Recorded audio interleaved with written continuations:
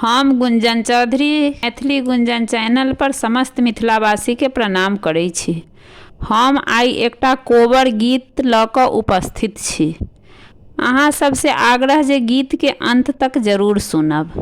एते दिन बाजे कोइली भोर भिनो सरबा आई किए बाजे आधी राती है। एते दिन बाजे कोइली भोर भिना सरबा आई किए बाजे आधी रात है। कोइली शब्द सुनी पिया मोरा जागला तखने चलल परदेस है। कोइली शब्द सुनी पिया मोरा जागला तखने चलल परदेस है।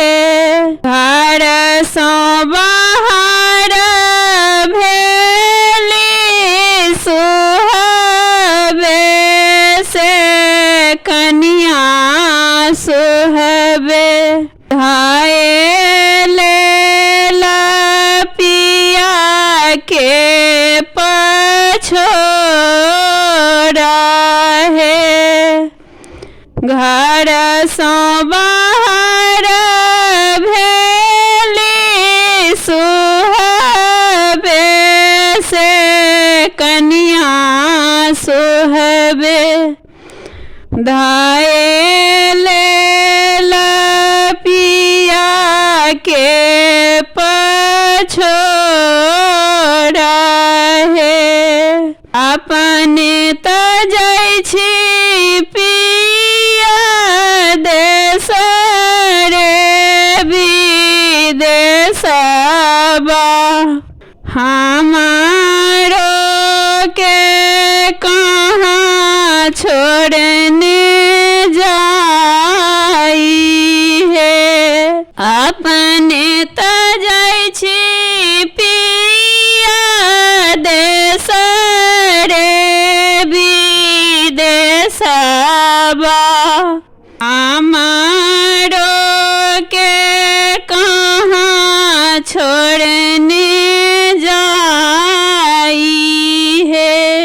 अहिरा से छथि धनी माए बाप भैया ससुरा में लक्ष्मण दिया रहे। नहिरा में छथि धनी माए बाप भैया ससुरा में लक्ष्मण दिया रहे। अपना लेल छथिन प्रभु माए बाप भैया अपना लेल छोटा का दिया रहे। अपना लेल छथिन प्रभु माए बा भैया अपना लक्ष्मण दिया रहे आही तपिया सीता का सिंदूरा हमर आही प्रभु सोलह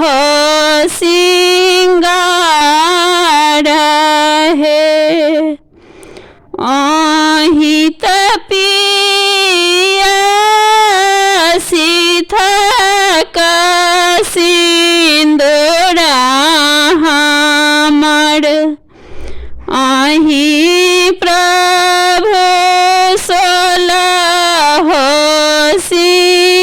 सिंगार है एते दिन बजै कोइली भोर भिनु सरबा आई किए बजे आधी राती है एते दिन